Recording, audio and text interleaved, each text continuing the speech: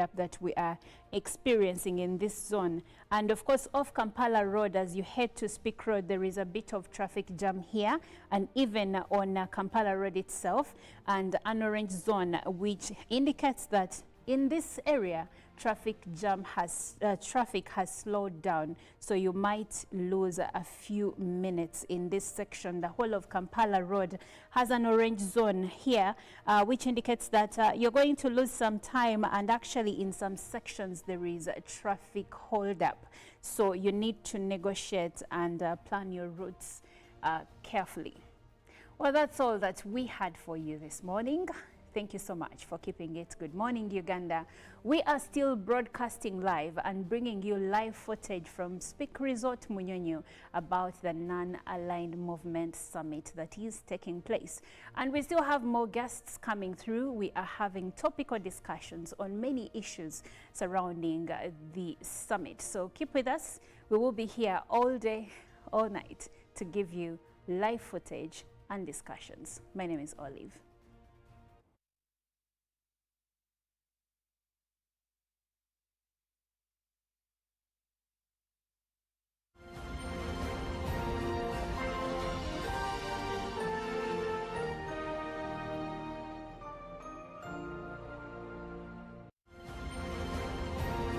Live from UBC Studios in Kampala, this is Good Morning Uganda. Pick of the day on UBC. Every Wednesday, 10 p.m. on your public broadcaster.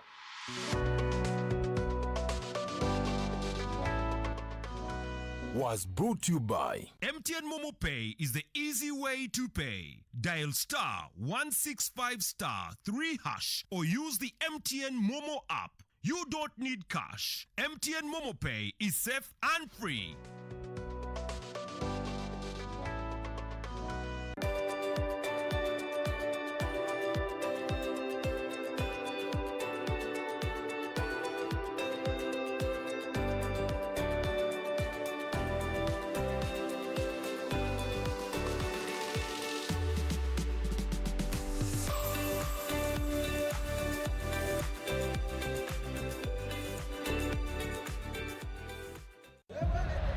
Welcome everyone to the biggest game on the continent.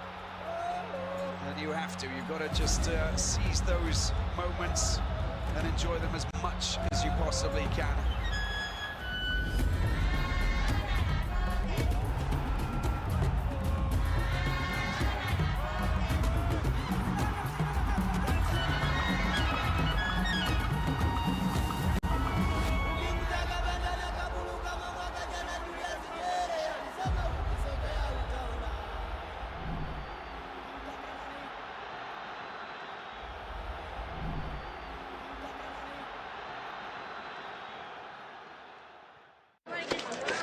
Junko. Yo. What you go? Check the shopping, man. What's your secret? Uganda, haven't you heard of the parish development model PDM? Yes, I did, but I thought it was just a talk. No, Sebatia. It is real. I and a few friends together formed a circle, accessed money from the PDM, invested in a portrait project, and now things are moving. Junko. I thought I was one of your friends. You are. But you left me behind. I didn't leave you in poverty. What you do, just visit your LC2 chairperson and your parish chief and start the process of economic transformation. Just like that. The parish development model is an initiative from the government of Uganda through the Ministry of Local Government designed to transform all lives of Ugandans for the better. PDM, my parish, my development, my life. UBC is the national public broadcaster. We educate, inform, entertain, and inspire our audiences.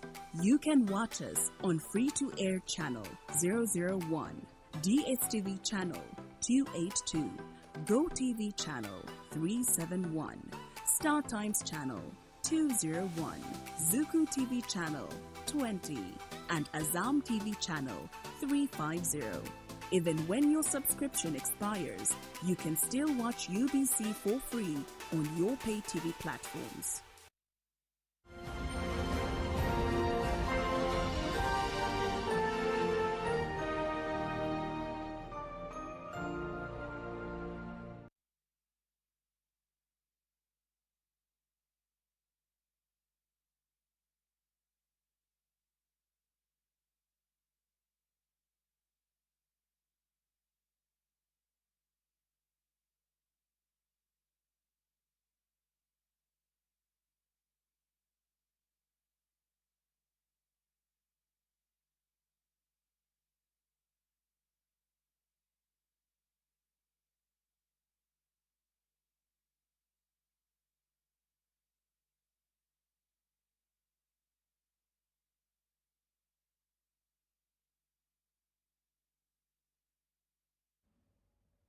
Good morning again, and many thanks for joining us once more for our further discussions into the insight of the NAM Summit 2024, the 19th summit, the 19th NAM Summit, if I'm to put it in that way.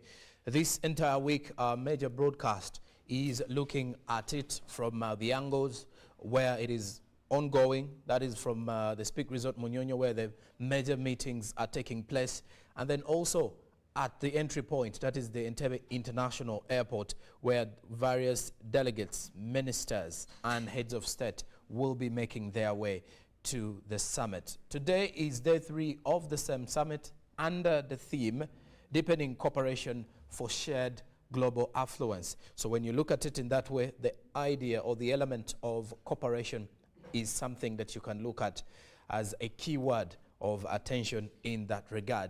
As we are looking into day 3 and also preview or giving a review and the highlights of the first 2 days, how about if we can focus on looking at how important this is to our dear Ugandans.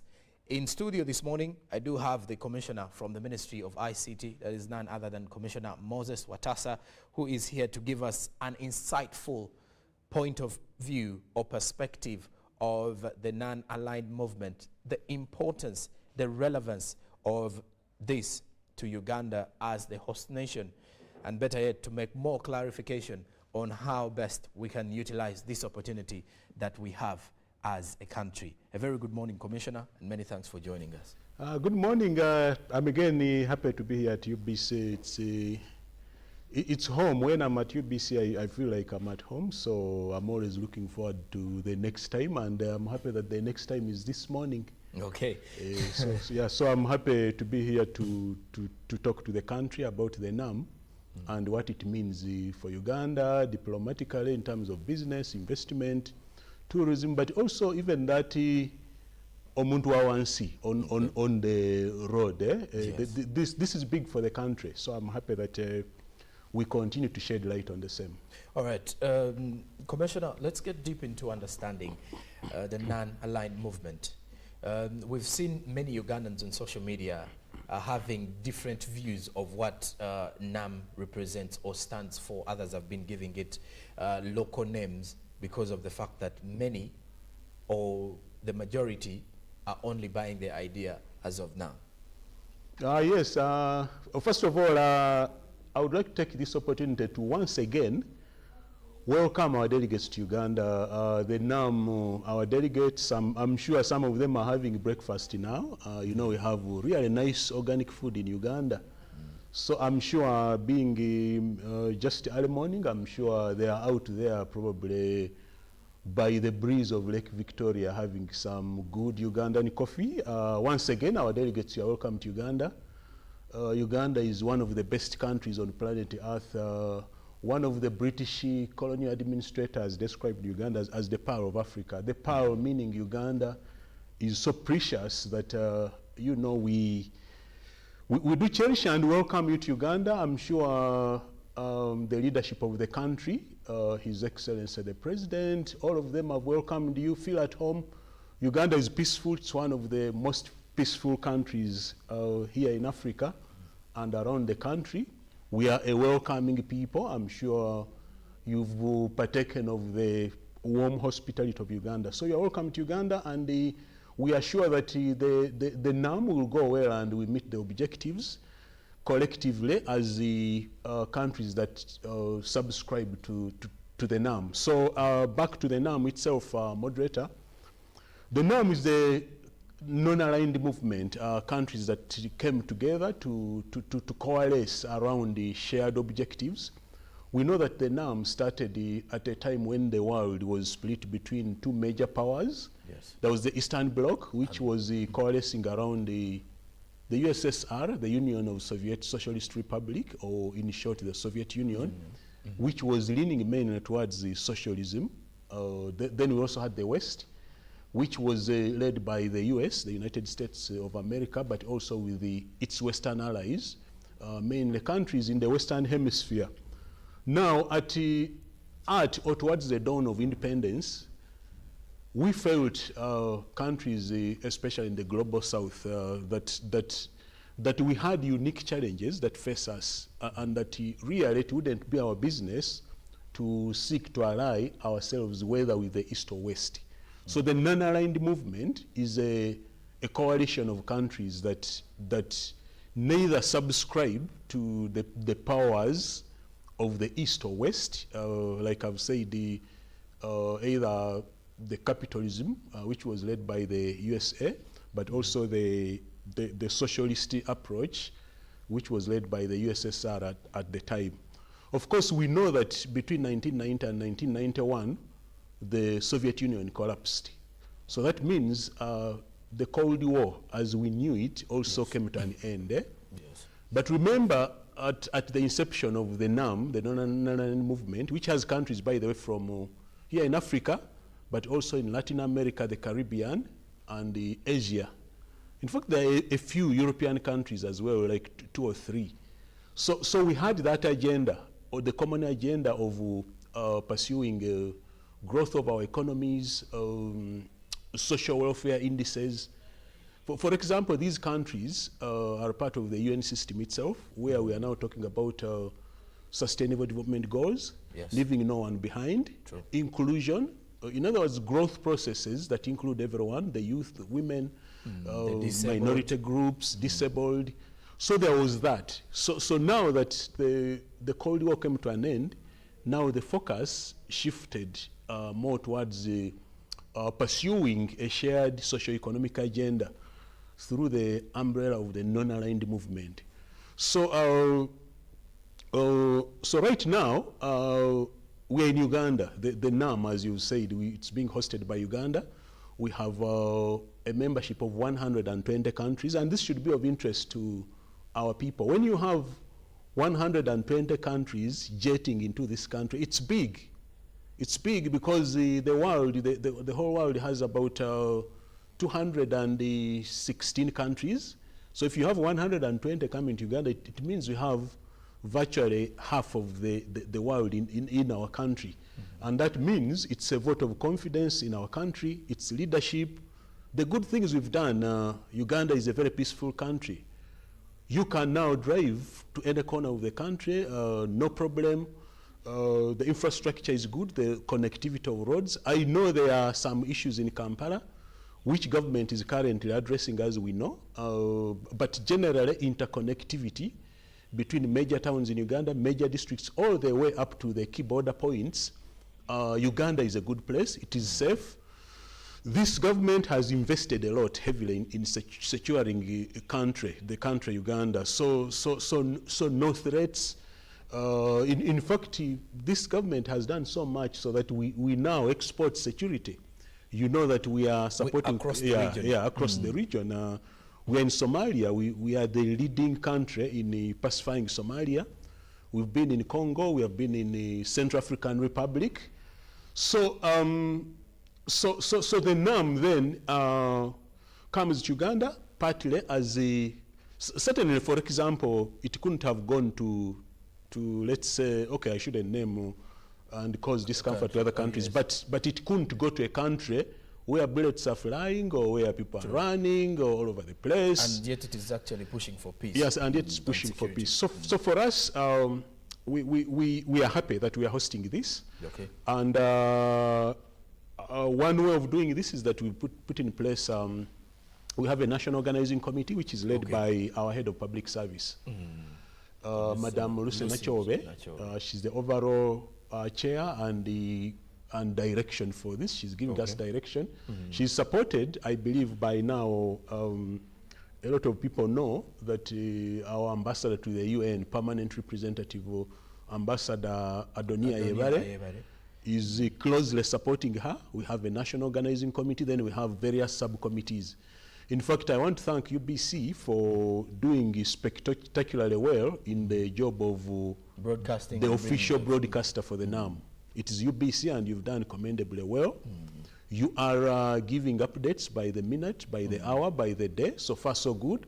But UBC, UBC, you are also giving feeds to other media houses. I think you have grown strongly as a national broadcaster and as a national carrier, because you are carrying everyone else. To continue inspiring the entire country. That's what inspiring is about. And maybe I also need to note that it's not just the NAM, this what we call MICE. Uganda is now a leading destination, and we want to continue promoting Uganda as a destination. MICE meaning meetings, incentives, conferences and exhibitions. Well, Commissioner, before we look into that, let's look at the relevance of us hosting the NAM Summit 2024. Looking at it broadly, because many of the Ugandans out there want to know where are the benefits, being brought about by the fact that we are now the host nation of this one and we are holding the chairmanship till 2027. Yeah, very, very important for the people who are watching us this morning. NAM is big for Uganda, like I've said. One, at a diplomatic front, not anyone chairs a membership of 120 countries from across the world. And in this regard, I really need to thank our diplomats at the UN, led by Ambassador Yevare. So it means diplomatically, Uganda is a well-respected country from around the world, which means if I carry a Ugandan passport, the country that is hosting NAM this year, no one will ask me which country are you coming from. So this brings honor and pride to the motherland, that is Uganda. But also it means Uganda now has a big voice in the international arena. Remember, these NAM countries are member countries of the United Nations. Yes. So it means whether at regional or international level or within the auspices of the United Nations, we have a bigger voice than before. So diplomatically, we are amassing, like I wrote, I think about 3 weeks ago in the New Vision, we have amassed a lot of weight diplomatically, we have amassed a lot of legroom. It means our voice is listened to. But it also means if you have your president chairing NAM for a period of 3 years, because he's going to chair starting this year into 2027. Yes. 3 years is quite a long time, and it means now him, as someone who has been a chief advocate for investment in Uganda, for tourism in Uganda, so we have a bigger voice than ever before. So the people who are involved in like in international trade, export, investment, once we attract more investment in Uganda, it means it's good for the country. Money is coming in. Even now as we talk, the guests we are hosting have been spending money. I was in Bugorobi on Sunday. I found these people buying things from those supermarkets and shops from around there.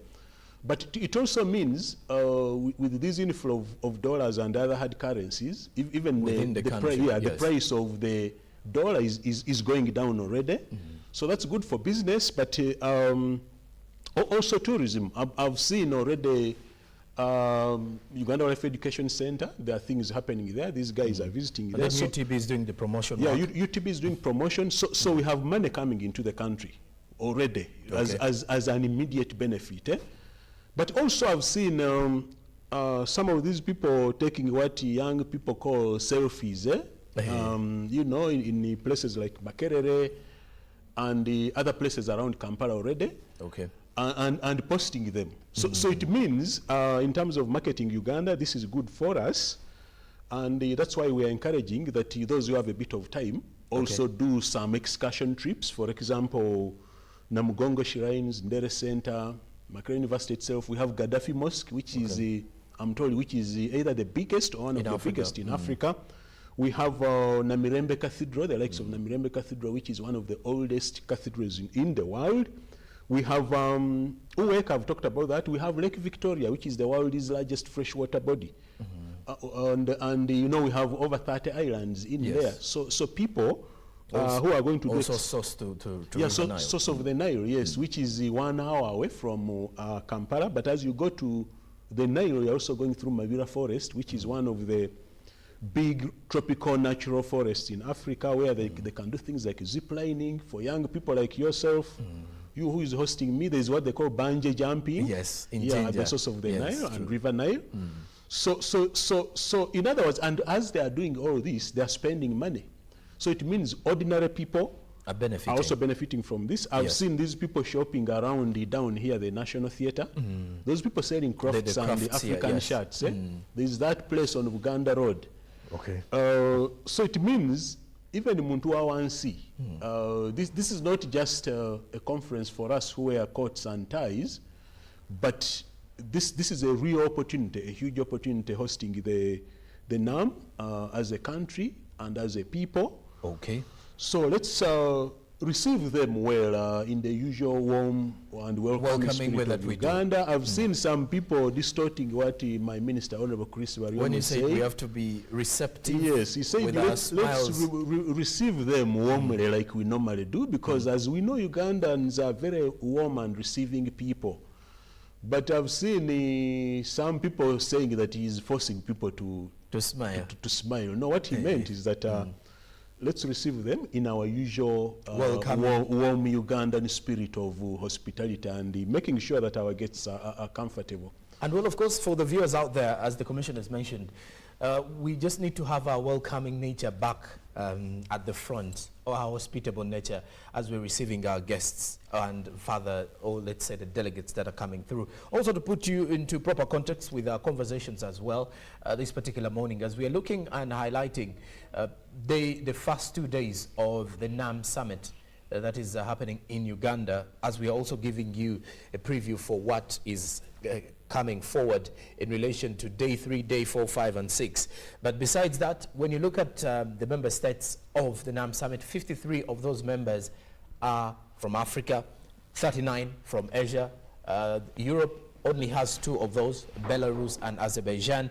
Then the Americas or the Caribbean has 26 members of the same. The observer states that we do have a total up to 18, as well as organizations under NAM that total up to 10. We expect the member states to rise to 121 as an admission of South Sudan as the newest member into NAM. It's one of the youngest nations in the world, and of course its admission to NAM is also likely at this particular summit of 2024. The theme, if I'm to remind you once again, is deepening cooperation for shared global affluence, as you can definitely look at it from the perspective of affluence. So to join the conversation on the X app, the handle is NAM Summit UG 2024 as the hashtag that you can definitely use to share your observations and of course your ideas, your queries, your questions as well, and also following more for the updates that is within the country, and UBC is here to make sure that we give you all the updates. Like I did mention, we have different centers of attention as the national broadcaster, looking at what is happening at the business forum that is at the Kampala Serena Hotel. We also have our eyes and foot set at the main center of focus that is at the Speak Resort Munyonyo, and also at the Entebbe International Airport, and where most of the journalists and media stations are centered at the Hotel Africana. That is also where you can definitely find a center of attention as the national broadcaster here. Commissioner, let's get into how we can leverage this particular opportunity that we have, or how we can leverage NAM in order to promote Uganda as one, a tourism destination, 2, an investment destination, and then 3, as a center of attraction for meetings, incentives, conferences, and exhibition. Oh, yes, thanks again. Like I did say, this is a huge advantage. It comes with huge potential for our country. And one of the things we are looking at, and as you can already see, there are business and investment networking interactions going on. Yesterday, Her Excellency, the Vice President, was talking to prospective investors, people we can do business with. So what we are saying is that Uganda as a country, this is one of the best places where you can put your money. For example, our economy continues to grow. I know that it was like all economies around the world was affected by COVID and the lockdowns which impacted business. But post-COVID, our economy has rebounded commendably and it continues to grow. Like the President was saying yesterday, our economy is now at a GDP of $50 billion. And as it picks growth, by the end of this year, it should have reached at 6% of growth. So those are important fundamentals, that growth which is stable, which is steady. But in fact, it is projected to grow to $55 billion by the end of this financial year. So that means that come July this year, going by this economic growth and the projections of growth of the same, our economy will be at $55 billion. So this is a fast-growing economy, even by global standards. If you extract growth rates from around the world, Uganda is one of the fastest growing in the world. You want to put your money in a peaceful area, in a peaceful environment, not so. You don't put your money where people are running and where there are maybe roadblocks all over the place. You people who are young never saw roadblocks. I used to see them when I was like yourself. Every 20, 30 kilometers you drive, you're in a roadblock. Investors don't want that. So Uganda being peaceful, it's a big thing for us. Infrastructure in Uganda is fast improving. It's one of the areas government has prioritized. The roads, the connectivity, if you have driven around the country, you can drive to all the border points of Uganda, some of them without touching Maram roads. So the paved roads, the connectivity is very good. Okay. Government is now refurbishing railways internally, as you can see even here in Kampala. Oh, yes. But the SGR, the Standard Gauge Railway, is one of the priority projects government is going to do next. Why? Because railway is the cheapest mode of transport, especially for heavy items like cargo. Especially when you're removing them from the port. Absolutely. So that's why government is also moving in that direction, investing in airports. You can see Entebbe has been expanded. Yes. It's going to be expanded further. Yeah, there are new terminals. All of this is meant to further ease investing in Uganda. We have a new airport, international airport, being constructed in Hoima. It's nearing completion in Hoima. We have aerodromes in Arua, in Gulu, in other parts of the country. We have ICT. I'm from Minister of ICT. Government continues to invest heavily. We are now at phase 5 of what we call the NBI, the National Backbone Infrastructure. And last year you launched the digital transformation campaign. We launched that, the digital transformation. We are into skilling, we are into connectivity of the internet itself. We want to connect the whole country. In the next 5 years, we are being ambitious. Why? Because business and investment now runs on ICT. You know, the internet, the e-commerce, even ourselves, the e-business. If you want to book an investment license, you shouldn't be going to line physically at Uganda Investment Authority. You can just get into the portal. From wherever you are, whether within or outside Uganda. If you want a visa to Uganda, if you want to process a passport, you can do all these things online. So that is why prioritizing ICT is also promoting business and investment in Uganda. But we're also a young country, as you know. Over 78% of our people are aged below 30, and these people are getting increasingly skilled and educated. So it means we have viable labor in Uganda. So when you invest here, you know you're sure of labor. Talk about raw materials, from minerals, from freshwater bodies, from oil and gas. Uganda is packed. That's why I started by saying there is arguably no country like Uganda on earth here. So from infrastructure, electricity, government has prioritized investment in electricity. So now like our business and industrial parks have electricity that is stable, it never goes off. But also maybe what prospective investors need to know is that electricity is also subsidized. It is cheaper than electricity being used elsewhere. Reason, we want people who are investing and working in business and investment parks to have one, stable electricity, but also electricity that is affordable. So this is the place to put your money. And now talking about investment, the government through Minister of Finance has put in place a lot of what we call fiscal policies to promote investment. For example, tax rebates. There are investors in Uganda who qualify for up to 10 years tax-free doing business here in Uganda. Our interest rates are very stable, exchange rates very stable, which means you can sit here today and predict that even by the end of next year, the interest rate or exchange rate will be in Uganda will be at this. So, so the business fundamentals are good, and inflation is under control. Uganda, I was reading again, has one of the lowest rates of inflation in the country. because of the good policies. However, of course, we also ensure that we balance controlling inflation with promoting economic growth. So then the government is also ensuring that people have market, you know, because investors want where there are markets. Here in Uganda, we have a growing domestic market, but we're also a member of the East African community, the COMESA, Common Market for Eastern and Southern Africa. We are also a member of the Africa Continental Free Trade Area. When you add up this market, this is a market now of over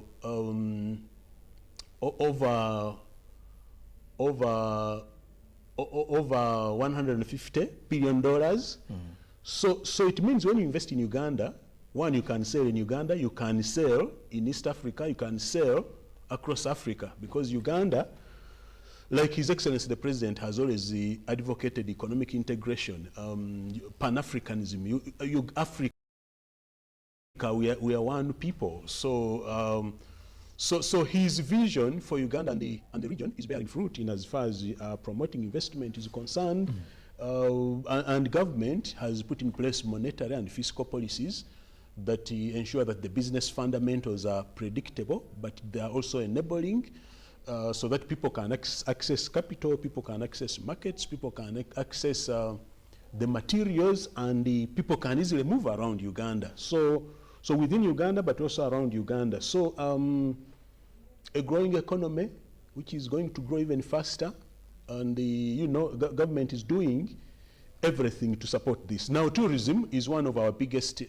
foreign exchange earners, and the government is deliberately promoting tourism through, again, like I've said, the policy framework, institutional framework, which is coordinated through Ministry of Tourism, but also supported by the likes of Uganda Wildlife Authority, Uganda Tourism Board, infrastructure, hotels. You saw even in Munyonyo itself now, where we are hosting the summit, the very new conference that was constructed. Yes, government put money in that facility under joint venture with the Ruparelia Group. The Ruparelia Group, government put in money, but the government is also supporting the private sector to invest in similar infrastructure. I hope you know that most of the materials... So it's more like pushing for public and private partnerships. Yeah, most of the materials, including vehicles for tourism, are tax exempt. So all this is meant to promote tourism. And also support the private sector. Yeah, even the transport services. In fact, this is one of the areas our delegates for NAM can consider for investment, but we also invite them to look at what Uganda has to offer by way of a rich tourism menu. Yeah. Well, Commissioner, I want us to also look at the security part of it, the security detail.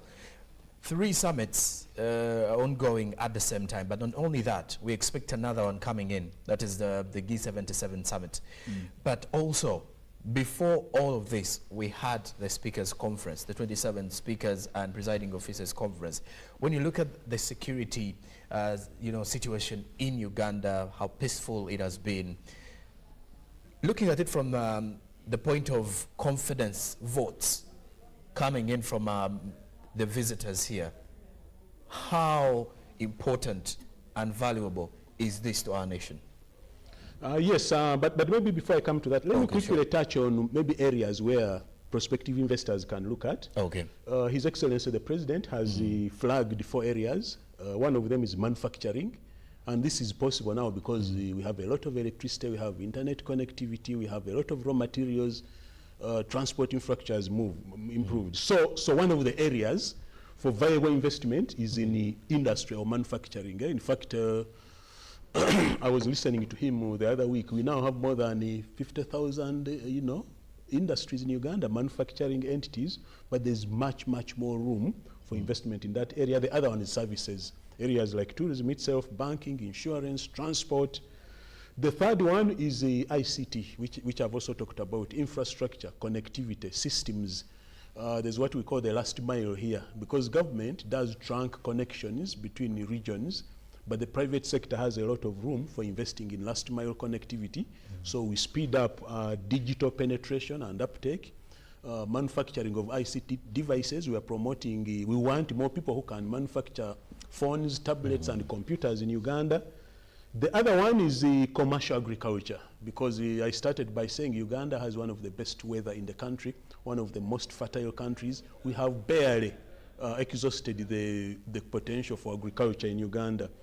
Food, organic food, coffee, milk, dairy, oil and gas, and the others. All these have room for, you know, for investment. So those are some of the key areas where people can invest in. Okay. Commercial agriculture, services, ICT industry, and you know, even tourism itself. Okay. Now, talking about security, it cannot be overemphasized, because security is the entry point. It's the beginning and the end of everything. Us who were younger in the late 1980s, you may not know again. Even here in Kampala, there was something called curfew. I don't know whether you have heard about it. We only had curfew during COVID. That is the first time I heard about it. Okay. Now, for us, when we were growing up, here in Kampala, there was an order: you have to leave town by 5 p.m. So by 3 p.m., people are trekking out of Kampala. You're going to Chibuli, you're going to Entebbe Road. Then for the younger people again, then, you know, these days the entertainment industry, hospitality has also grown. It in fact, there's now what we call the night economy. Yes. Now that time, I remember I was in school. I was in Amiliango College. Well, personally, I was not so much into these things, but I know the equivalent of what you people now call a night dance. You dance through the night. Trans night. That time it was trans day. So you do it during so daytime. People start at 9 and end by 2. So that shows you the significance of security. Because without security, nothing works. Without security, even the media, you can't function. You can't go out and pick a story. You can't process a story.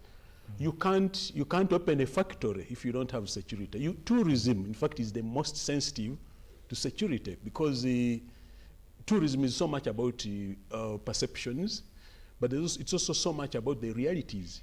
Tourism cannot flourish in a place where bullets are flying, where people are being attacked, where people are not sure you'll sleep and wake up tomorrow. Okay. So security is the bedrock of everything, socio-economic, education. You cannot open a school when, you know, even hospitals. So each and everything, security is like the highway on which any country can progress.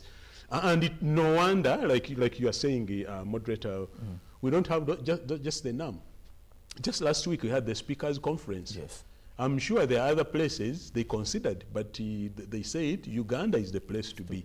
It's because we are a secure country. You know, you go home and sleep. I was watching a night program, a talk show which was being hosted in the open in Munyonyo last week, and it was coming live. There were some of these people who talk about Uganda's security. I was telling them, you see, even for you to see it out in the open and have a talk show, program, yes. When you are having coffee, it means you are sure your security is guaranteed. So we had the speakers conference. We now have the NAM. And you know, as NAM ends, we have G77 plus China. Plus China summit. The membership there is 143 countries. That means more delegates. So yes, more delegates are coming in. What does it mean? It's that they have confidence that when you go into Uganda, you transact your business, either for G77 plus China, but other forms of business in Kampala and across the country safely, knowing you will complete what you are doing and travel back home. We now have also the IGAD. The IGAD is also coming to Kampala, the Intergovernmental Authority on Development, which has, I think, a membership of 8 countries, including those from the Horn of Africa, the likes of Djibouti and Somalia. So, so this illustrates that once you address security, like our president has always emphasized security, then anything else comes into fold, because you can't build the dams without security. You can't build the connectivity, internet without security. You can't run schools, you can't run industrial parks without security. So no wonder we are now looking at this to leverage and position Uganda as a center for what we call MICE. The acronym of MICE, like I was saying, is meetings, incentives, conferences, and exhibitions. Okay. So beyond this, we know we are going to attract more, and we are saying Uganda is the place to be, the Pearl of Africa. Yeah. So security, we are doing very well in my view, and all thumbs up to His Excellency the President and the apparatus and the infrastructure that he's working with to ensure that we sustain security in Uganda. Yeah. Of course, that is also giving a thumbs up to the UPDF as well for the work well done. Now, as we're summing up with our conversation this morning, Commissioner, what would be your message, one, to our people, Uganda, and then two, the message to our visitors in your parting shots? For Uganda, first of all, allow me to thank our head of the National Organizing Committee, Madam Nachove, our head of public service in Uganda. She has commendably led us from the front with support from Ambassador Ayebare, who is our permanent representative to the UN. Great job he did to lobby behind the scenes to bring NAM to Uganda. Other countries wanted to host it. We pulled it off. We have many subcommittees, infrastructure, as you have seen around Kampala, a lot of infrastructure, the airport, security itself. These are the unsung heroes. These guys work on weekends, at night. There are some of them we have been working with to ensure that everything is okay, like I've said, in terms of security. Thanks to the National Organizing Committee, but also the different subcommittees. Thanks to His Excellency the President, because remember, for you to do this, you need resources. And as we know, constitutionally in Uganda, His Excellency the President is the Constitutional Minister of Finance, although that role is also delegated and executed through the Honorable Minister of Finance. So we thank the President for clearing this, but also ensuring that we do have the resources. For our visitors, this is the Pearl of Africa. You are welcome. I hope you are having the usual delicious Ugandan meal. We have some of the tastiest pineapples in the world. And fresh and extremely juicy. You don't need to add sugar. But we also have some of the best beef, the best milk. And the beauty is that all these are organic. Organic meaning that they are not produced with any added chemicals or whatever. So it's the best food, the safest food. So enjoy the Ugandan hospitality, our people, the delegates. If you have a bit of time, look at the attractive sites around Kampala. I've talked about some of them, the Baha'i Temple, the Gaddafi Mosque, Uganda Welfare Education Center, the Kasubi Tombs, the Namugongo Shrines, there's the Ndere Center. If you can dance a bit, even just Kampala itself has a lot to offer. The source of the Nile, a boat cruise on Lake Victoria. Feel at home. Uganda is your home. Even when you conclude the NAM conference, please come again. Come and invest in Uganda. Come and tour Uganda. Come and explore Uganda. For our people, the Ugandans, let's be the good hosts that we are. Let's not overpraise like these people selling crafts and around the National Theatre, Uganda Road. Don't increase the price because you think these are our visitors and they will come again, I know. But also the referral, the reports they make about Uganda will determine how people come in and how they do business with you. Because they will tell them, I bought this shirt from a place along a road called Uganda Road. That is in Uganda. Yeah, I bought these necklaces and rings from around the National Theatre. Go there. So in other words, our people, be good people, be warm hosts. Like I said, the Honorable Minister didn't force anyone to smile. But the point is that let's be warm hosts. Uganda is known to be a very warm and hospitable country. It is a fact. So let's live up to that and work to optimize the benefits that the NAM presents to us, but also let's look out to prepare to receive our next batch of visitors who are coming on the weekend for the G77 plus China. So it's a busy month. Obey traffic guidelines because we need to ensure that our visitors move swiftly, comfortably, and more conveniently as well. So that's our message. Well, there you have it, the Commissioner from the Ministry of ICT, Commissioner Moses Watasa. Many thanks for joining us this morning. Thank you. For this insightful conversation. Yeah, and to all our dear viewers as well, keep your eyes glued to UBC television, because as of today, we shall as well be taking you to the Speak Resort Munyonyo, where the Ministry of Meetings will be kicking off later on as we continue with our live broadcast. But further analysis, looking deeper into the private sector, as well as the importance and impact of the business forum at the Kampala Serena Hotel, will be among us the key discussions that we are to look forward to this particular time as you are watching UBC. As we continue inspiring Uganda, this particular week was entirely given to your live broadcast of the NAM Summit 2024. Stick around and keep watching. Good morning.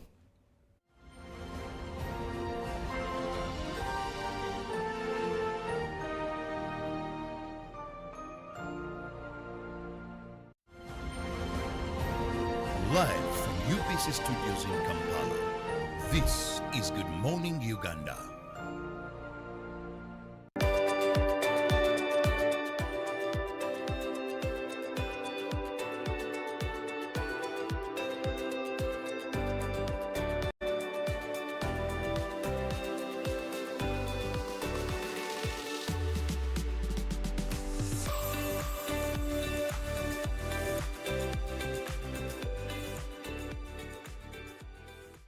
Pick of the day on UBC. Every Wednesday, 10 p.m. on your public broadcaster.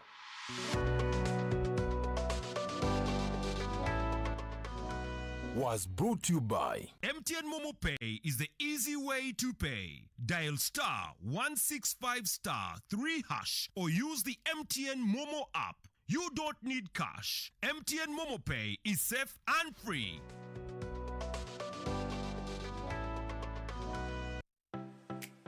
UBC is the national public broadcaster. We educate, inform, entertain, and inspire our audiences. You can watch us on free-to-air channel 001, DSTV channel 282, GoTV channel 371, Star Times channel 201, Zuku TV channel 20, and Azam TV channel 350. Even when your subscription expires, you can still watch UBC for free on your pay TV platforms. Juko. Yo. What you go? Check the shopping, man. What's your secret? Haven't you heard of the Parish Development Model PDM? Yes, I did, but I thought it was just a talk. No, Sebatia. It is real. I and a few friends together formed a circle, accessed money from the PDM, invested in a portrait project, and now things are moving. Juko. I thought I was one of your friends. You are. But you left me behind. I didn't leave you in poverty. What you do, just visit your LC2 chairperson and your parish chief and start the process of economic transformation. Just like that. The Parish Development Model is an initiative from the government of Uganda through the Ministry of Local Government designed to transform all lives of Ugandans for the better. PDM, my parish, my development, my life. Welcome everyone to the biggest game on the continent. And you have to. You've got to just seize those moments and enjoy them as much as you possibly can.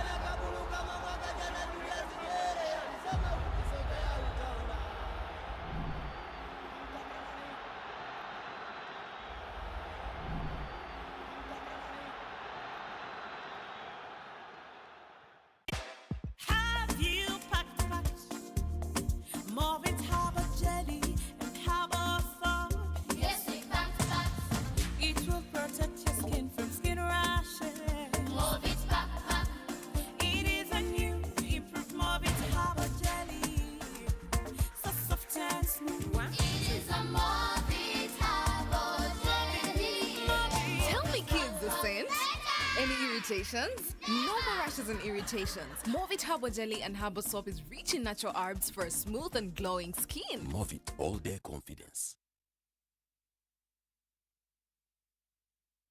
Well, welcome everyone to the biggest game on the continent. And you have to. You've got to just seize those moments and enjoy them as much as you possibly can.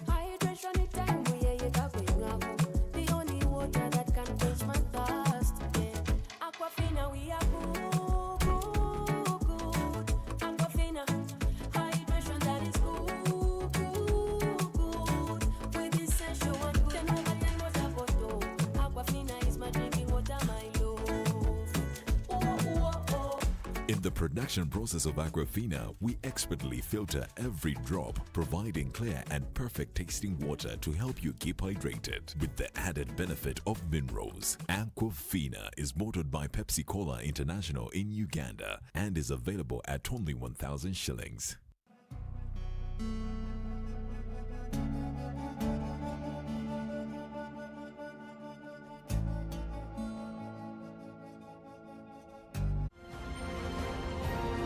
Live from UBC Studios in Kampala, this is Good Morning Uganda.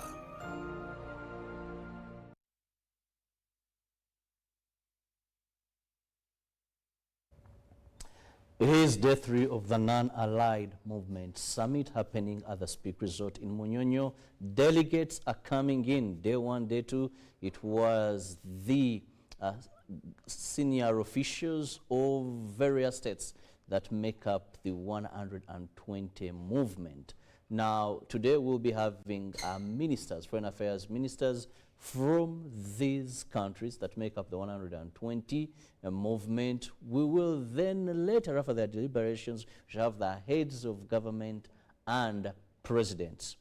And alongside NAM, history has been made in Uganda because for the very first time, we are having a business summit alongside the Non-Allied Movement Summit that is happening in Munyonyo. And this is the East African Investment Forum and Trade Exhibition that kicked off on Monday, which was the 15th, and will be running till today, which happens to be the 18th. And joining me on set to discuss this and more is Francis Chisirinya, who happens to be the Chief Coordinator of the forum. You're most welcome to our studios. Thank you very much, Mr. Chilabo. First, let's help our viewer understand. Government invested a lot of money in this East Africa Investment Forum and Trade Exhibition.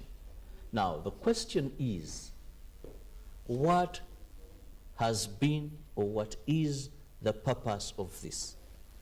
Yeah, thank you very much, Mr. Chilabo. Perhaps maybe to give information to our viewers, the East African Investment and Business Summit is purely financed by the business community. There's no government money. Government didn't invest any money in this forum that is going on. So it's actually been funded by the business community together with the UNDP. So a number of companies have come in strongly to put money that we are using to have the business community meet and discuss issues that can help them to advance their businesses. We are looking at businesses sharing ideas, looking out for investments and investors, looking out for financing, looking out for technology.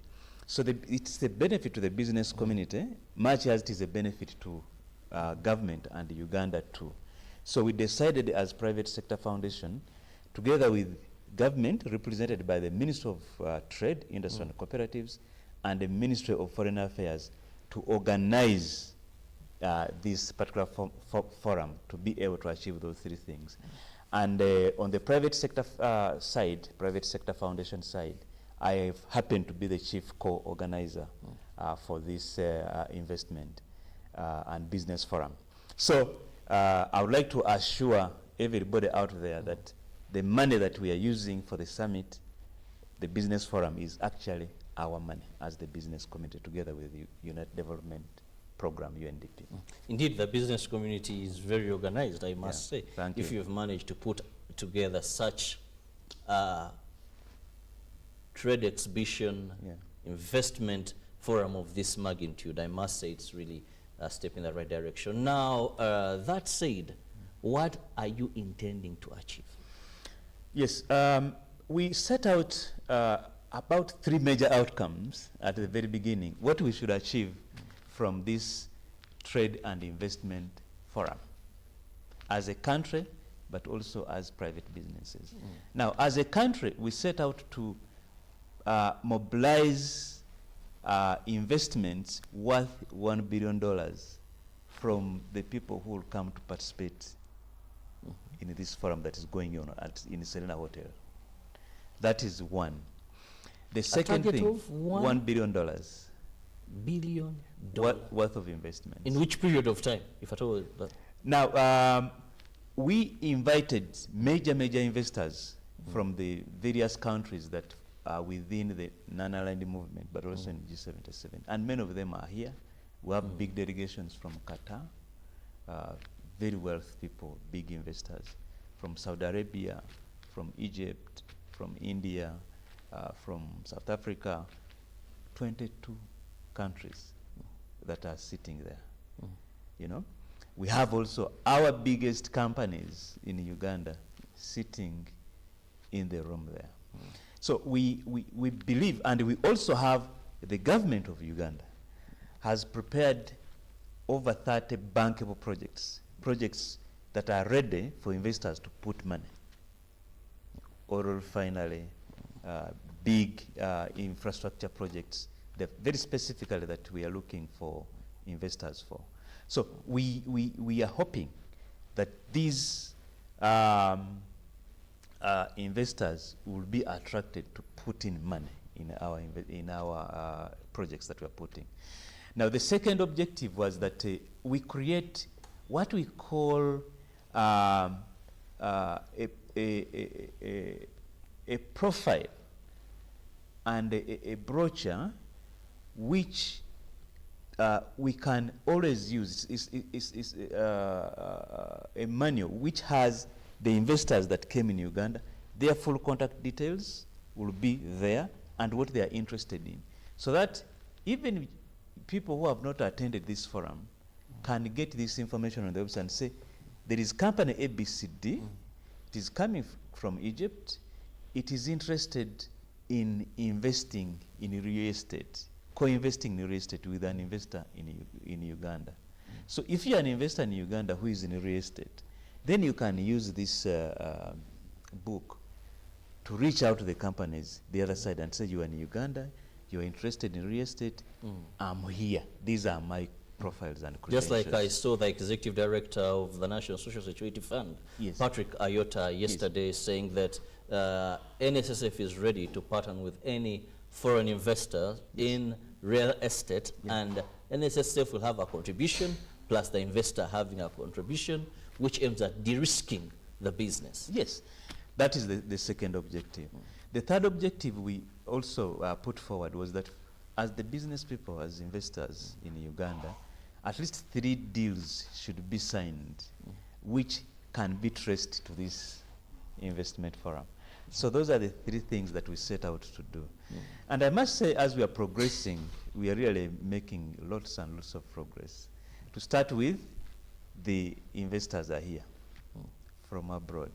The second thing, the investors who are operating in Uganda are there, operating in the room.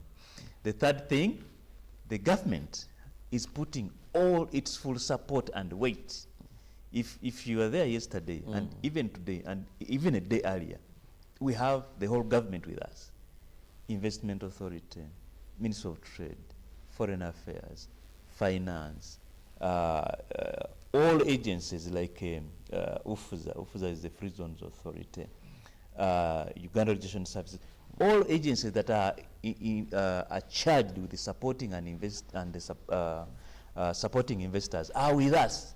So meaning that we are committed as a country to really make this count for the ordinary Ugandan. Because for an ordinary Ugandan, yes, we can sit in the big rooms, in the hotels and what have you. But for them, they will really feel the benefits of this forum when their son gets a job, because there was an investment, there was a factor that was created out of this, that came out of this, you know, that their products, you know, they have got market and got better market.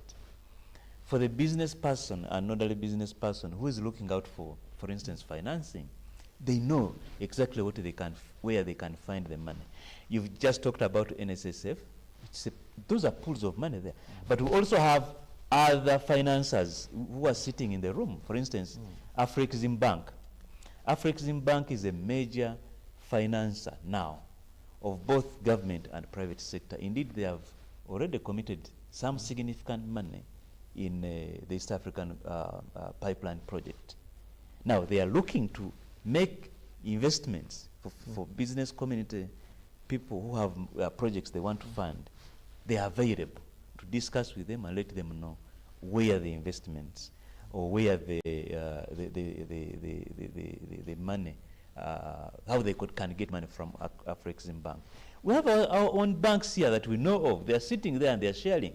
We have Stanbic Bank, we have Central Bank, we have Standard Chartered Bank, we have Diamond Trust Bank. They are sharing freely. Let me tell you, one of the things that happens in the forum is that a chief executive is there, but is like any other participant. So sharing a business card with this chief executive can get you talking immediately, which is something you can take forever to do, to secure appointments with them outside these kinds of conferences. So we always motivate and ask our business people to take advantage of this forum so that they can network, they can connect, they can get opportunities to be linked to the people who matter and who will make their business different. Now, first, we know private sector foundation is so much eager in seeing businesses grow. And one of the challenges we have in this country is that many businesses do not live to celebrate their first birthday. The rate at which we open businesses in Uganda is so interesting, and we are ranked very well. But sustainability of this business is where the coin changes to another level. Now, in your talk so far, you're looking at big companies, people who have made it. And no matter, these big companies have their own internet, they have websites, they have, yes, this is a good opportunity for them, but they can even market themselves. But for me, I'm thinking of people in SMEs, which make majority of our population, being the youth. How are they benefiting from this? Yeah, thank you very much. If you look at the MSME segment, for which we realize PSFU are quite passionate about and look out for all the time. Now, how are they benefiting? There is something that, one of the reasons that has always created problems for SMEs, okay, and affecting their potential to grow, okay, because if you don't grow, you either maintain where you are or you die out. But unfortunately, I think we are seeing SMEs dying out. Now, one of the things that has been identified to be the biggest problem is the issue of access to financing. The second issue is access to markets. Now, how does a forum like this create opportunities for the SMEs? There are around 3 ways that this happens. right? First of all is that all SMEs have an opportunity, or they've had an opportunity to join us for the forum. And we have a number of SMEs that are with us in this particular forum. And some of them actually even exhibiting in this forum. So we have brought them close to the financiers, because finance is their problem. Secondly, we have brought them close to the people who buy their products. There are SMEs that are in the export markets, and their buyers the other side. We have brought them in contact with them. The third area where we have brought them in contact with is the policymakers. This is the third group. As I mentioned, the whole government is with us in Serena. So now, you can see that this universe of three things is actually fundamentally supporting the MSMEs, and they're going to benefit significantly from this forum. For instance, in the discussions that we were having yesterday, in terms of how we can make access to financing for to finance business within this area, it was appreciated widely that in Uganda the cost of financing is quite high. So we should be able to bring it down. So whoever was in the room, both the providers of financing, the borrowers, and the policymakers, were hearing the rallying call that we should have cheap or affordable financing. So we hope that these messages will percolate, they will go out, and then are turned into products that MSMEs can actually access and be able to support their business. So SMEs are benefiting. But having said that, as Private Sector Foundation Uganda, even outside this forum, we do have a package of products and services that are geared towards assisting SMEs. For instance, we have grant packages to support them in their businesses in a number of projects. If you look at, for instance, the Lead Farm Structure Project, which is supposed to create a linkage between the big companies, the small companies, and people at the lowest of the lower levels. Yes, there is grant, there is $41 million from MasterCard Foundation that is supporting these people. And actually, as I speak, okay, we have already reached over 100,000 people, young people have already got jobs out of that connection. So we are covering them there. The second one is government has accessed money from the World Bank, upwards of $200 million, to support women enterprises under the GROW project, and PSFU is implementing a component of that. So for women entrepreneurs, wherever they have an opportunity to access money to deal with the specific issues at their business level. There are issues of financing, they will be able to access affordable money and appropriate money from financials. Two, there are issues that are very specific: capacity, skills, the technology they are using, the markets, the standards, all of those are going to be accommodated under the GROW project. So I would like to assure our SMEs in Uganda that PSFU is taking whatever it takes, is doing whatever it takes to ensure that we contribute to making doing business better for you. We may not solve all the issues around it. Of course, our contribution is just a small percentage, but we are really making the contribution. And I encourage all of you to look out for whenever we have got calls for proposals, participate. First of all, we do a lot of information campaigns. First, go in and hear what we are talking about. Organize your business accordingly. Then now when we come back to you to ask you to come in and propose what you want to do, put the good proposal. If they have asked you for some information, please put the information. Because one of the things we also, some SMEs would like to set their own criteria. It's not possible. Criteria is consulted on over a long time with many stakeholders, and it is agreed that, okay, if you are to access this money, you'll need A, B, C, D, E. Now, if we ask you for that information, kindly provide it. Because if you don't provide it, we cannot modify the criteria. Because as I've said, and many times, this criteria is agreed with the government, which is agreed between the providers of the money and the government. So they just bring the money to PSFU to implement. So we cannot actually change the criteria. So I'm really begging you, please comply with what we are requesting you to do, but also give us feedback in case there are things that you think should change. Yes. But don't refuse and say, for me, I want my thing like, why do you ask me for this? Just give me the money because I know my problem. Yes, we know. But there must be certain minimum requirements that you must meet. Now, Francis, also let's look at today. Yes. Yesterday, we saw the Vice President representing the President at the official opening. Now, what should we expect today so that we can see if it is in line with actually what is anticipated to be achieved? Yeah, thank you very much. We would like to heartily thank His Excellency, the President of Uganda, for really taking interest and sending us his Vice President to be with us in the forum yesterday. We'd also like to thank the Vice President, Her Excellency, directly for the time she put in, the advice she gave, and the commitments and the support that she passed on to the investors and the business community on behalf of government. We want to thank them very much.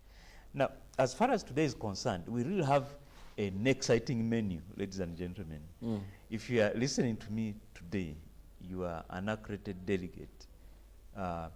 You don't want to miss the full day, because we do have a menu of things that we are going to talk about, or we are going to present to you. First of all, this, as I speak now, sessions have begun, where we are showing, as Uganda government, as East African governments, the bankable projects we have for investors to put money in. So the Uganda Investment Authority is right now pitching, presenting over 30 projects to the investors there. Now, after Uganda Investment Authority, all other investment agencies from the 8 partner states of the EAC, each of them will present its project. So investors can see and they know where they can put their money. Now, that is the morning session. It's going to be actually exciting. I would like you to, the business community to come and actually participate. In the afternoon, we are going to have a session where the biggest of our investors, local and foreign investors who are working in Uganda, are sharing their experience. How have they made it in Uganda? In Uganda, you know, the likes of MTN. Yes, what does it take to succeed? So we are going to have what we have called a fireside chat. Okay. Where people are going to share in a relaxed way how they have made it. So Afrexim Bank is going to lead this conversation. It will give us a keynote presentation. Then after that, it will sit down in a fireside chat format and talk to our investors on the manufacturing. What does it take for you to succeed in manufacturing? So Mr. Humphrey, who is a manufacturer and a chairman of Private Sector Foundation, is going to share with the audience what it takes to succeed in manufacturing in Uganda. He represents the local investors, and these are some of the successful local investors. The second one is we are going to have an international, a multinational company here in Uganda also sharing. So MTN Uganda, the Chief Executive Officer, is going also to be sharing with the audience how they have really made it in Uganda and what additional business facilitation services from the ICT perspective they actually are providing to support the growth of businesses. Then the investors from abroad, the foreign investors, we are going to be having a company called Moderna. These are investors from UAE. They have got successful investments in Uganda in the pharmaceutical sector. They are going to share also with us, you know, so that everybody can be able to be assured that Uganda is an investment destination. When we talk about Uganda being the best investment destination in East Africa, they're going to demonstrate it. How? When we say you are free to bring your money in Uganda, invest it in any sector you are interested in investing. When you make your money, you are free to carry it out. They are going to show it and tell people practically that they have seen it. If they tell you that we have a conducive investment environment, like for instance from perspective of the policies that are supporting, they are going to demonstrate this. You know? So we have investor confidence built, both foreign and local investor. Uganda is a hot cake. So you'll be seeing all these, we'll be having all these discussions today afternoon. So it is a panel not to miss. Please, we are requesting you and asking you, the business community, those that are created to be with us, please come, let us have a good discussion. But as we do this, there are exhibitions that are already there. 60 companies are exhibiting, the big of the biggest, both in products and in services. Come and see. Share with them at their stall what their products, what advantage you can take from their products. We also have business to business. There is a launch. Okay? We have set out 12 stations, like the sitting rooms that you have in your homes, nice ones, ambient, good. So you can sit as a business person from Uganda with an investor from the other party and discuss in a cordial and relaxed environment. Wow. What, yes, this your businesses, yes, what you can do together, what partnerships you can execute that can allow your businesses to continue to thrive and grow. All this is happening throughout. Anytime you want to go to the launch, it is available. So you come take advantage of these things and ensure that you are able to contribute, you are able to support your company to get the opportunities that are here for you to grow your company. So this is what is happening today. Then later on, we'll have a closing ceremony because this has been 3 days. This is the last day, so we are going to have a closing ceremony. And as Uganda, we aimed also from the very beginning to show our best as a country. You know, when somebody comes to your home, you know, you can do all the things okay. You serve a nice, you welcome them very well, you serve a nice meal, conversations are good. But when the time comes for people leaving, I mean, you just handle it in any way. Yes.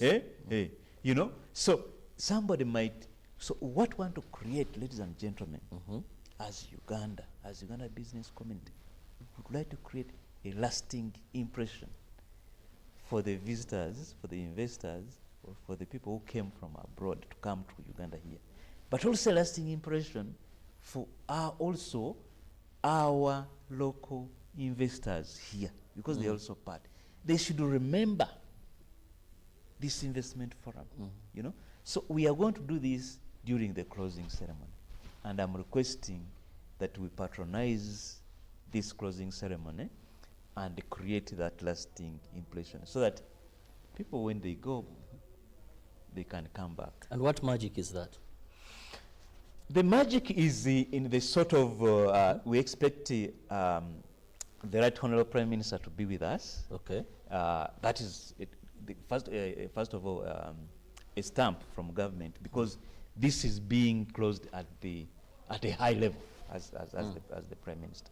Secondly, the niceties and the exchanges you are going to have, you know, and all of those things, together with things that we have prepared that we hope to be sharing with the visitors. So we want to create a lasting impression this evening to really cap and close just a minute, as I look at you. things, we promise to be giving you events as they're unfolding.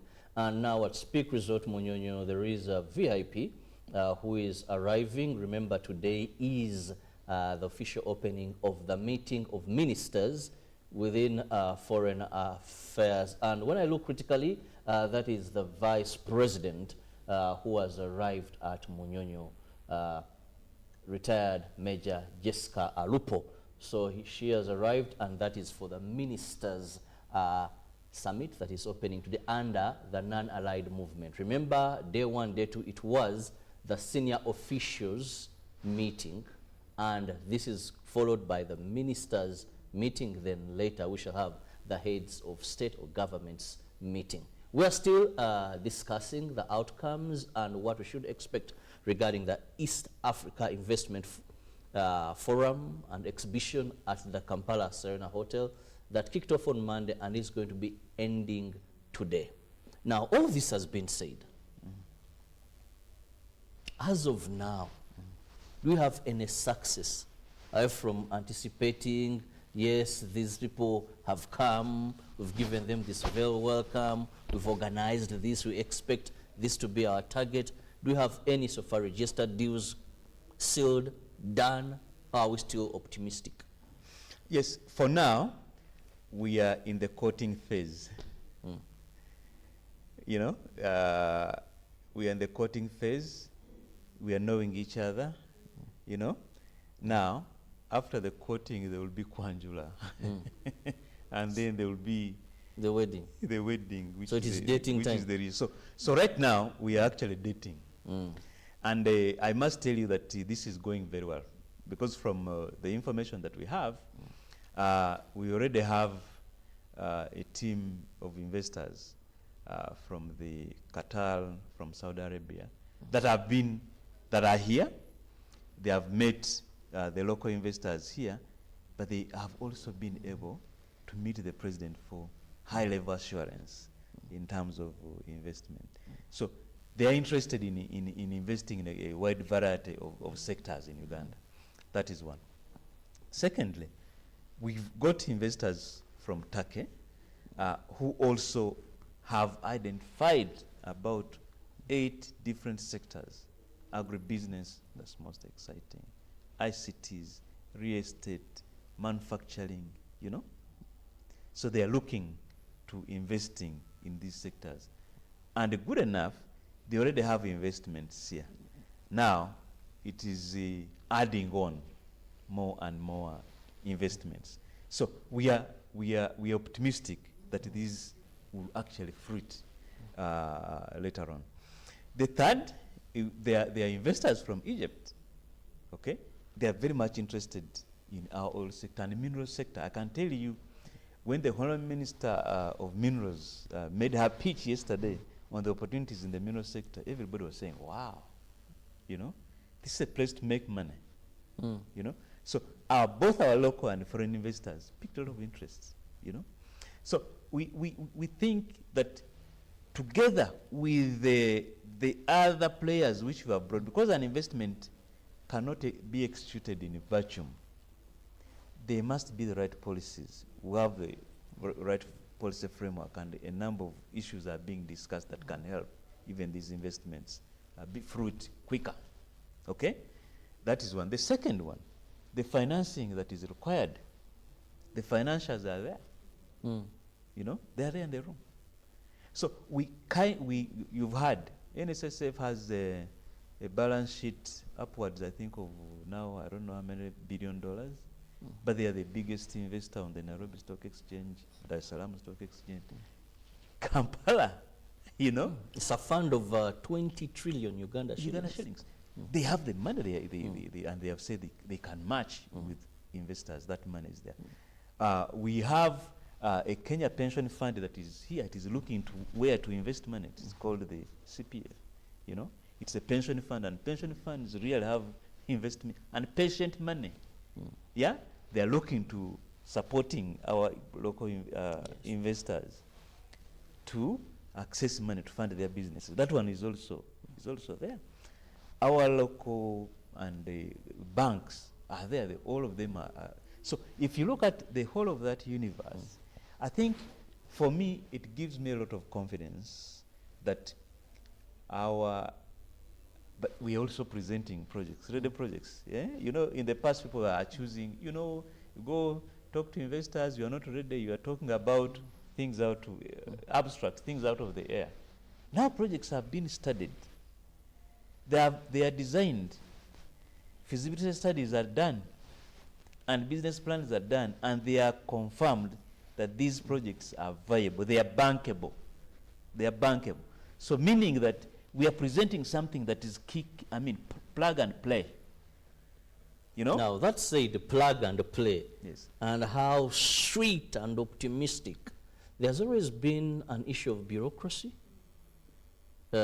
disturbing our foreign investors, and an issue of corruption. That much as Francis, for you're seeing these investors coming in, there's a technocrat somewhere, when he hears that an investor is coming in with 20 billion, the interest is, what is my share? Investors are being frustrated, you know? So what measures, because we have PSU, we have government, so what measures in that direction to reduce bureaucracy, which is a big challenge, and also eliminate tendencies of corruption? Yeah, thank you very much.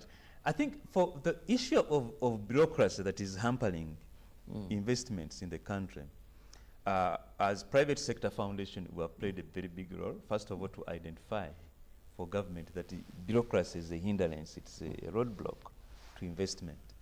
But also proposed what could be done to deal with those bureaucratic tendencies that really fail businesses.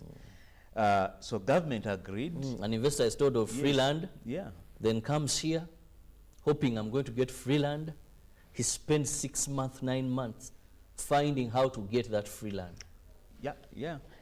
So we propose to government that we must create what they call a one-stop center, where an investor walks in and has all the services that they need for their businesses handled in one place. We are demonstrating that here in Serena, the one-stop center, how it works. But also, as PSFU, with this money that government borrowed from the World Bank, and we want to thank them very much, we have undertaken significant reforms that are showing, first of all, in land registration, the entire land registration system has been reformed, from processes, from equipment that is used, to digitalization. So it is much easier now to deal with land issues. Now, if government, I'm going to provide you a standard piece of land in a particular place, okay? This land, the data is already available. It is not that it's not there. So that helps in terms of accessing that land quickly. Secondly, in terms of business registration, we have also worked on the entire process, entire system, and digitalized it, you know. The investment authority also, we've also worked with them to create the necessary and relevant facilities that help them. So if you go to Kololo, PSFU, when we were given the responsibility to build a building that will have all these services, in a record time, we were able to put forward that 16-floor building in Kololo. All of that is meant to facilitate investment. The one-stop center is there. The facilitation, the facilities, all our agencies that work with, they are all in that room, and we handed over in that building. We handed over that building. Is now supporting investors. So from the bureaucracy perspective, the systems, the facilities have been put in place by government. We thank government, and we thank them for giving us a role, which we have played very well. The second one, with regards to corruption, it's really worrying and a bad thing that we have these corruption tendencies. And the government put up a number of systems that can help investors that are facing corruption. Now, in addition to those, PSFU has also set up what we call a corruption reporting facility.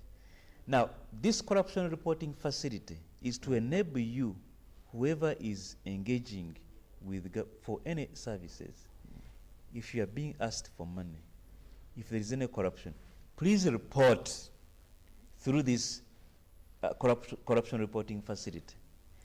One of the big problems with the systems that were being used before is that these systems would always left trail of somebody who is reporting. And you know, corruption is a bit of a challenge. They would still, the corrupt people will know that they have been reported by so and so. So what would happen is that these people will really be victimized. Now, this facility that PSFU runs, you report anonymously. The technology, we bought technology and we set it up.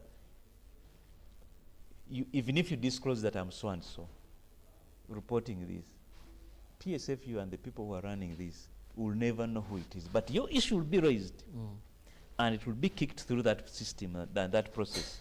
And therefore, you will be helped to overcome those problems. So investors and business people who are suffering corruption tendencies, we encourage you to use the reporting facilities or the facilities that government has put in place. I know some that are within the President's office. Use them.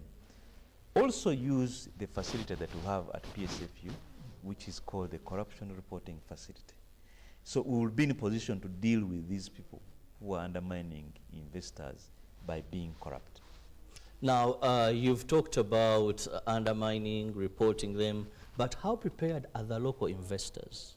Most of the times you find that for such opportunities, you have 3 or 4 people that emerge as you find them in this investment, in this investment, in that investment. And what happens, the investors will tell you that we need to prepare more our people to be able to have good business tendencies or practices. The etiquette is also not that very good. Street smartness overcomes in everything. We still have middlemen. So they'll tell you that much as there are these tax incentives, there's the land, there's the peace, PSFU, government of Uganda have put this opportunity, but the people themselves are not prepared, because here during this forum, cooperation and joint venture was something that you are promoting. But this side, how are we prepared? Yeah, thank you very much, Robert. I think this is a fundamental challenge which we must address as a country. There's something we call governance, all right, which is the whole system that runs your company.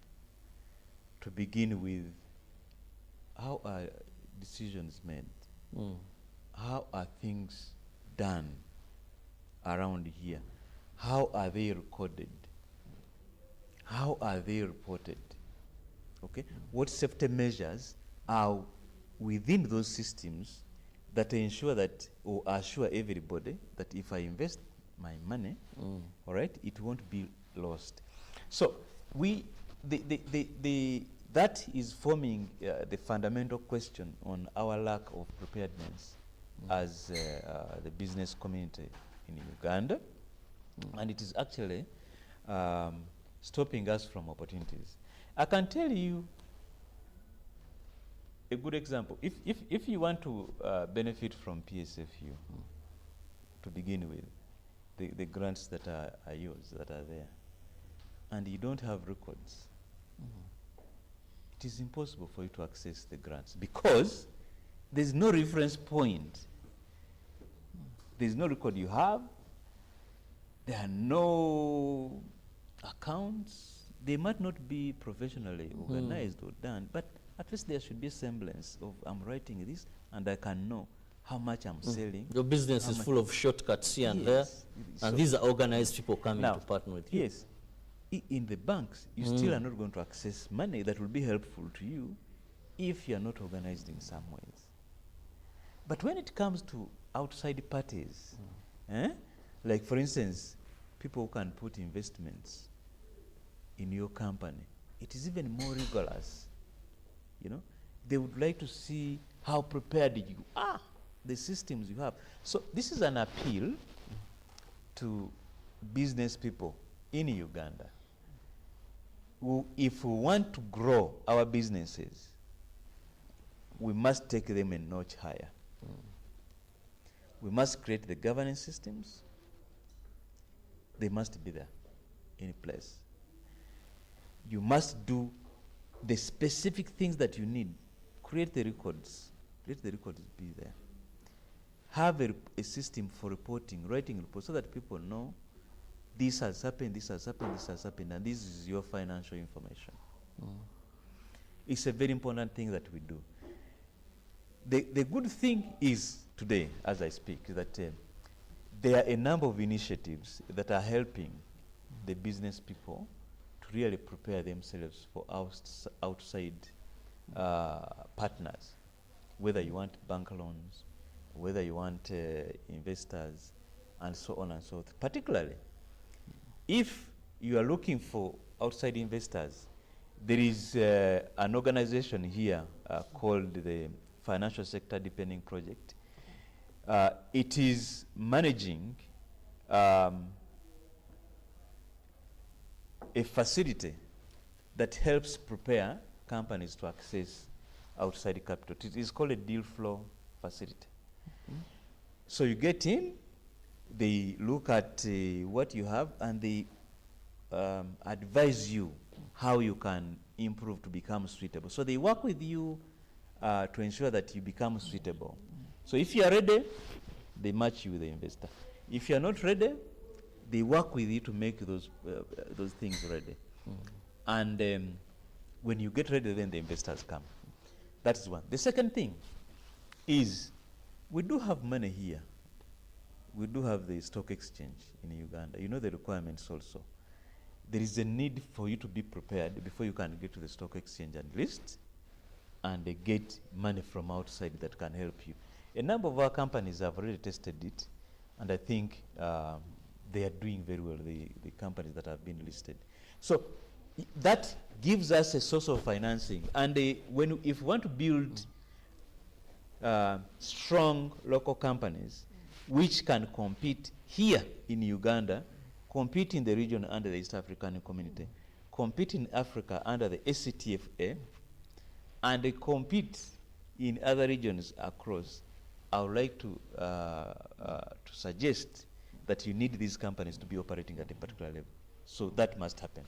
Well, looking at events as they're happening at Speak Resort Munyonyo, you can see that on your screen right now. The ministers of foreign affairs for member states under the non-allied movement are taking a photo shoot, and then we shall have the opening of their meeting that is scheduled to open today at the Speak Resort Munyonyo.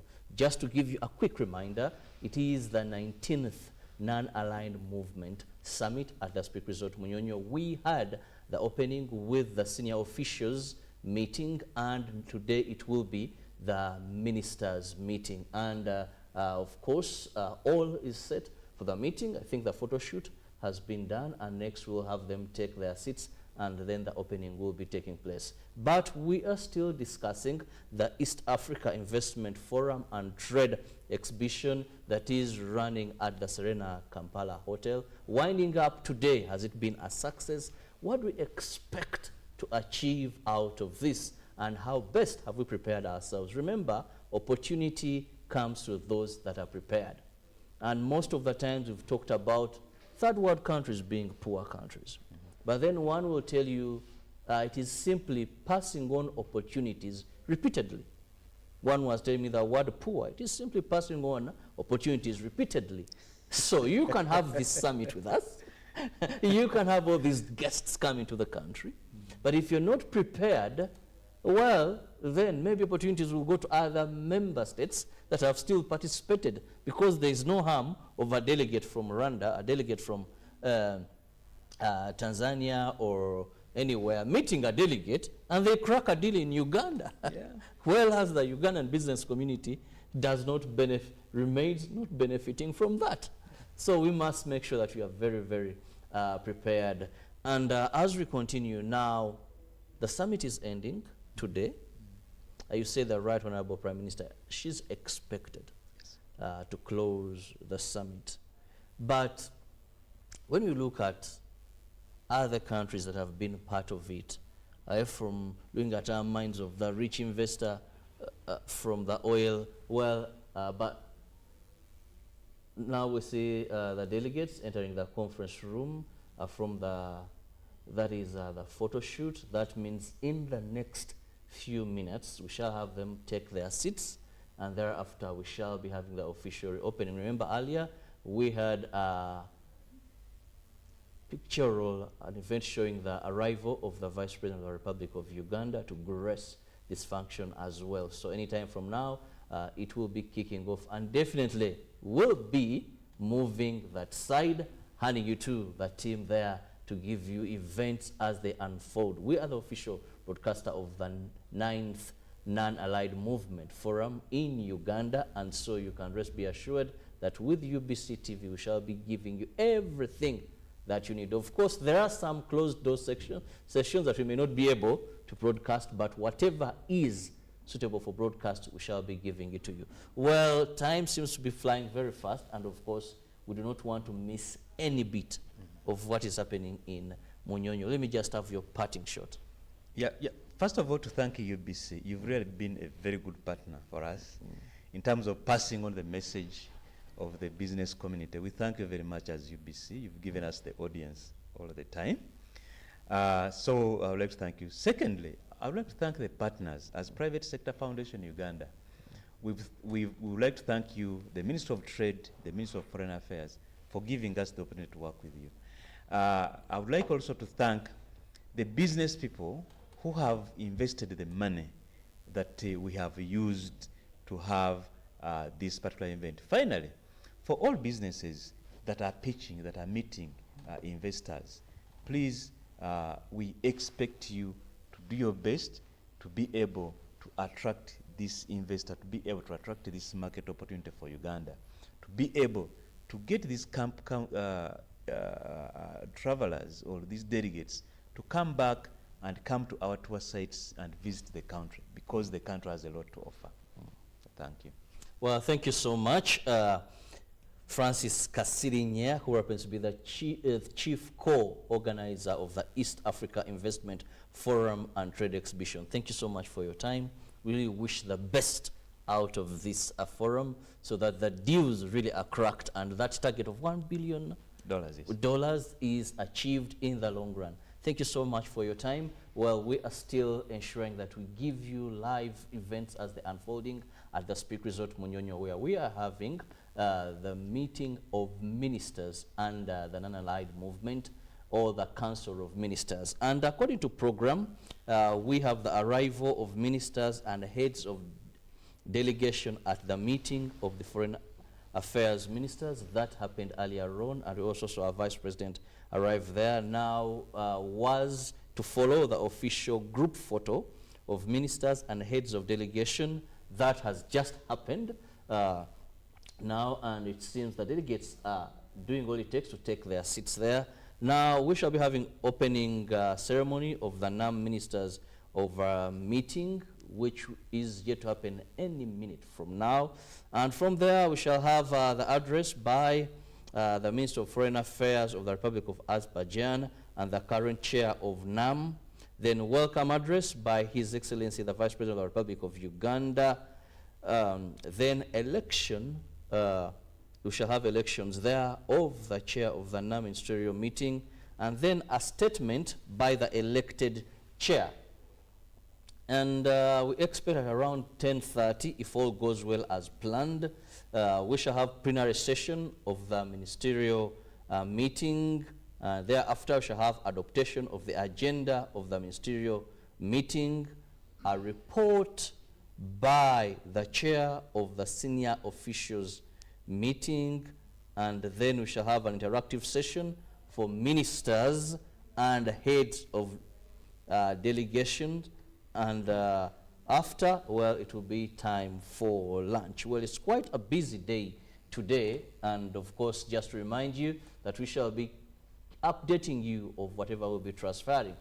We shall have even the arrivals, if they are still that are still arriving in the country. We shall be having those as they get into the country. We have a team at the airport, both the heads of state who will pass through the VVIP section. We have a team, and we will be giving you that. Then also the heads of delegation that will be using the VIP. launch that we shall still be giving you that. And don't forget that we also have side events, one of which is what you have just been discussing, the East Africa Investment Forum and Trade Exhibition, but also we have the Women in Agribusiness also kicking off there. Now, what is happening? Our delegates seem to be taking their seats. Actually, they're taking their seats, and thereafter we shall be having the official opening. Keep it on UBC TV. We'll be updating you as events unfold. You can't afford to miss any bit, and we will live to our promise. Anything that is not a closed session, we'll be updating you. Not forgetting that also have a team that will be updating you on what is happening elsewhere within the city, the traffic, of course, and how the people are getting their perceptions, all on your national broadcaster, UBC TV.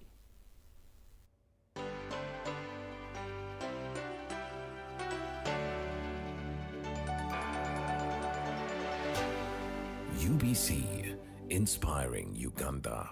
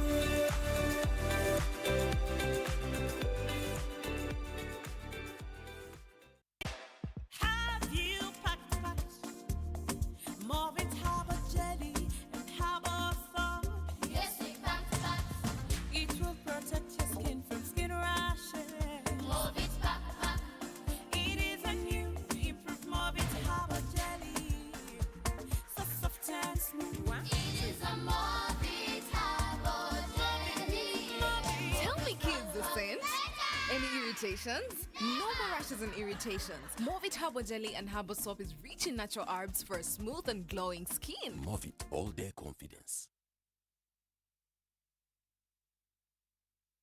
Well, welcome everyone to the biggest game on the continent. And you have to. You've got to just seize those moments and enjoy them as much as you possibly can.